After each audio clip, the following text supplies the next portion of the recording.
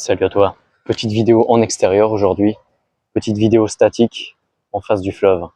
J'ai envie de te démontrer dans cette vidéo que le féminisme a fait des femmes des objets de consommation, et plutôt que de les libérer, on a fait des esclaves de la consommation, des esclaves de la pub, des esclaves d'eux-mêmes et de leurs propres égos.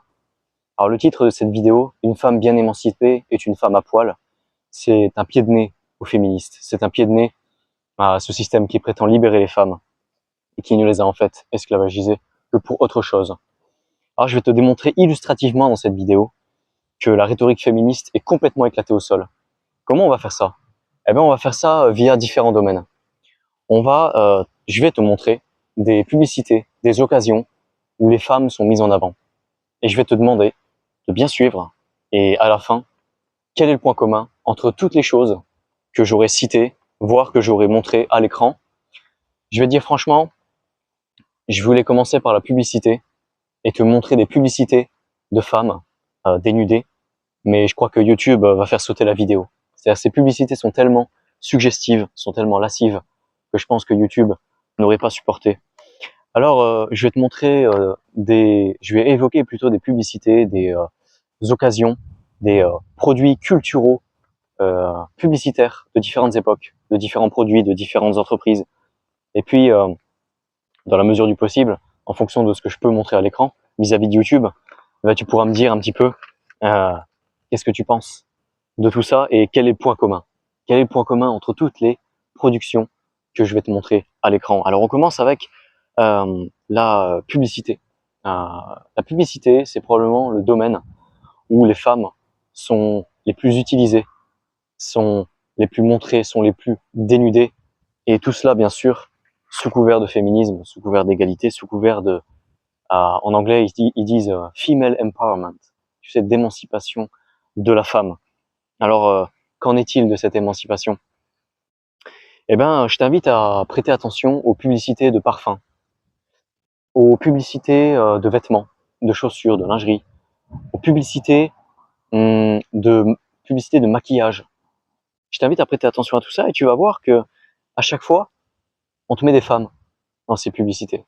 Je sais pas si tu fais attention aux billboards, tu sais, les panneaux publicitaires qu'il y a dehors dans les rues. À chaque fois, on va te mettre de grande taille, femme dénudée pour t'attirer, pour attirer le regard des hommes, mais aussi celui des femmes. Parce que les femmes se comparent énormément entre elles, comme tu sais. La deuxième chose, ça va être l'Instagram. Sur Instagram, n'importe quelle fille qui met en avant sa nudité, qui met en avant qu'elle est un petit peu mignonne, qui se montre, va récolter tout de suite des centaines, des milliers de followers. Un homme qui fait la même chose en aura beaucoup moins, en beaucoup plus de temps. Instagram, c'est vraiment un des temples, en plus d'être devenu une espèce de régie publicitaire, c'est vraiment devenu un des temples de la nudité contemporaine et du féminisme contemporain, féminisme entre guillemets, au sens où les féminismes actuels veulent nous le faire comprendre, c'est-à-dire de mettre en avant la nudité des femmes. On a aussi des plateformes contemporaines comme OnlyFans. Alors OnlyFans, c'est pareil, mais en version encore plus érotique, encore plus dénudée, encore plus pornographique, où là c'est carrément de la vente de contenu digital, de la vente de monstration digitale en échange d'argent. Aux États-Unis, ce chiffre que j'ai trouvé est hallucinant. Aux États-Unis, 1 400 000 femmes sont inscrites sur la plateforme et a priori produisent du contenu, le genre de contenu que tu connais.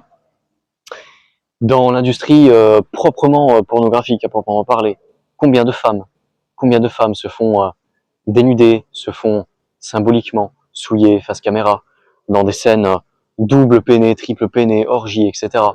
Combien de femmes? Et à chaque fois, ces pratiques sont mises en avant comme une émancipation, comme une libération. C'est à mourir de rire, à quel point cette rhétorique n'a absolument aucun sens. Elle est complètement éclatée au sol. Le BDSM aussi. Le BDSM dans les clips et les productions pornographiques. Le BDSM, c'est une forme d'humiliation, plus ou moins hard, face caméra. Quelle est la différence entre le faire de manière tarifée et le faire de manière tarifée lorsqu'il y a une caméra. Mais en fait, il n'y a aucune différence. Il s'agit d'émancipation, entre guillemets. Il s'agit de dénuder la femme. Dénuder la femme, selon le paradigme féministe, matriarcal actuel, c'est en fait la mettre en valeur, la mettre en avant. C'est absolument ridicule, absolument risible. Mais ça a l'air de passer auprès des masses. Je t'invite à regarder la musique, les clips, les films, les clips de rap, les clips de pop, les clips de jazz, les clips de ce que tu veux, de n'importe quelle musique, de n'importe quelle soupe musicale contemporaine, qui n'est pas vraiment de la musique, puisque ils n'utilisent plus que des logiciels, mais bon, c'est une autre question. Quel est le point commun entre toutes ces productions? À chaque fois, on va te mettre en avant des femmes dénudées. Les premiers films qui ont commencé à mettre en scène des femmes dénudées étaient dans les années, je crois, 2000-2005. Et ces films-là, à l'époque, étaient un petit peu décriés. Ils restaient aux gens un certain sens commun. Aujourd'hui, c'est devenu un lieu commun de mettre en scène des femmes dénudées. Vous avez presque, aujourd'hui, aucune différence entre un film à proprement parler XXX et puis un film normal qui contient des scènes érotiques. Il y a presque quasiment plus aucune différence aujourd'hui. À part qu'on te montrera peut-être jamais vraiment les organes dans les séries conventionnelles. Mais on te montrera quasiment tout sauf ça. Quel est le point commun entre tout ce que je viens de citer? Le point commun, c'est que les femmes sont usées, les femmes sont montrées dénudées, et ainsi, elles acquièrent un pouvoir. Elles acquièrent toute l'attention, alors que les hommes, eux, sont laissés sans rien. J'ai envie de te citer en parallèle des statistiques qu'on a des États-Unis. Tu sais que les États-Unis sont toujours en avance, soit dans l'amélioration, soit dans l'aggravation de la situation courante, notamment des situations sociales. J'ai envie de te citer quelques statistiques, notamment sur les célibataires en France. On estime qu'il y a environ en France 18 millions de célibataires. J'ai trouvé différents chiffres en fonction des sites, mais c'est à peu près dans ces eaux-là. Célibataires signifiant les célibataires, donc les personnes seules, qui n'ont pas de compagnon, qui n'en ont pas eu auparavant. Les célibataires avec enfants, les célibataires sans enfants. Toutes ces catégories de personnes représentent 18 millions de personnes en France. Ça fait à peu près une personne sur 4, une personne adulte, on va dire au-delà de 15 ans, sur 4. Ça fait quand même sacré beaucoup de monde. Tu commences à comprendre là où je veux en venir. Nudité partout, mais célibat généralisé. Ensuite, on a cette statistique aux États-Unis, une statistique qui a été réalisée par le CDC, donc le Centre d'études des maladies. Ils ont conduit une étude sociologique sur le nombre de jeunes de lycée, donc high school en anglais, on va dire de 15 à 20 ans à peu près, qui avaient eu un rapport dans leur vie, au moins un rapport intime dans leur vie avec une femme. En 1991, ce taux était de 54%. C'est-à-dire qu'il y avait 46% de jeunes entre 15 et 20 ans, hommes et femmes, vierges. En 2023, ce taux est d'environ 70%, un peu moins de 70% de jeunes vierges. Alors, qu'est-ce que cette statistique nous dit? C'est évidemment un changement sociologique. C'est un changement social extrêmement important. Qu'est-ce que ça nous dit? Eh bien, on va voir ça tout de suite. Je vais te citer une autre étude qui a été faite récemment, qui te donne la part des adultes américains qui sont célibataires. Alors, on a 3 Américains sur 10 qui déclarent être célibataires. Parmi les hommes, on a 32%. Parmi les femmes, 28%. Mais là où c'est encore plus intéressant, c'est lorsque l'on s'intéresse au découpage par l'âge de ces statistiques. 32% pour les hommes, 28% pour les femmes, c'est au niveau global, c'est au niveau de tout le pays. Mais si on décompose par âge, par tranche d'âge, le résultat est absolument alarmant, inquiétant, consternant. On a entre 18 et 29 ans, 63% des hommes célibataires, qui se déclarent célibataires, et 34% des femmes. C'est-à-dire quasiment, en fait, moitié moins. Les femmes sont moitié moins célibataires que les hommes, on peut le dire encore autrement, les femmes ont 50% de chances en moins d'être célibataires entre 18 et 29 ans que les hommes du même âge. Je cite pas les autres tranches d'âge parce que elles ont été éduquées avec certains restes de l'ancien logiciel, le logiciel plutôt traditionnaliste. Et il n'y a pas forcément lieu d'évoquer ces générations-là. On s'intéresse ici au futur. On s'intéresse aux générations qui vont être adultes. Et les générations qui vont être adultes vont manquer et auront manqué de ces expériences, auront manqué de leurs premiers amours, auront manqué de l'accès à l'intime, qui est une des conditions les plus flagrantes de toute civilisation et de toute santé mentale saine, d'avoir accès à ces expériences. On a donc ici 3 statistiques qui te démontrent toutes qu'il y a un réel problème. Il y a un réel problème avec la façon dont le féminisme a transformé les rapports hommes-femmes, un réel problème avec la façon dont le féminisme manipule, utilise les femmes pour un agenda sombre qui n'a pas forcément de sens, qui n'a pas forcément de but. Qu'est-ce qu'on constate? Eh bien, on constate que plus le digital avance, plus le digital féminisme avance, moins les vrais rapports, moins le réel compte.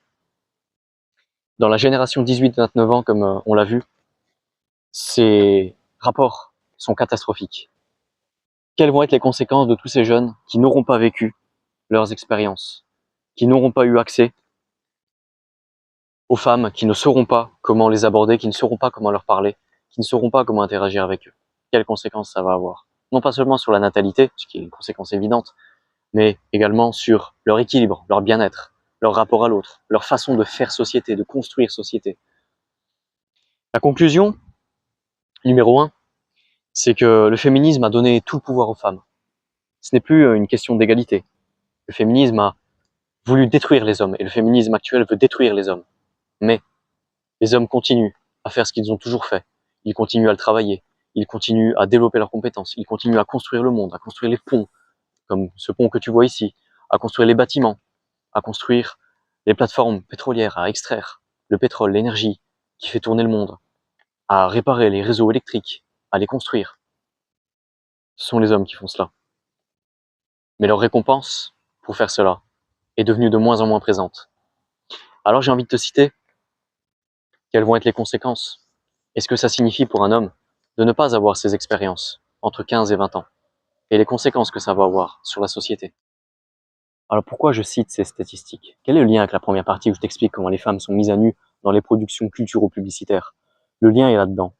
Si ces choses ne se font pas entre 15 et 19 ans, entre 15 et 20 ans, si la décorrélation entre les rapports réels et virtuels, entre la domination virtuelle qu'exercent les femmes sur les rapports intimes et les rapports intimes réels qui se passent vraiment, si cette décorrélation continue de croître, eh bien ces statistiques vont continuer d'augmenter. On va passer de 70% d'hommes vierges à 90% dans 10 ans.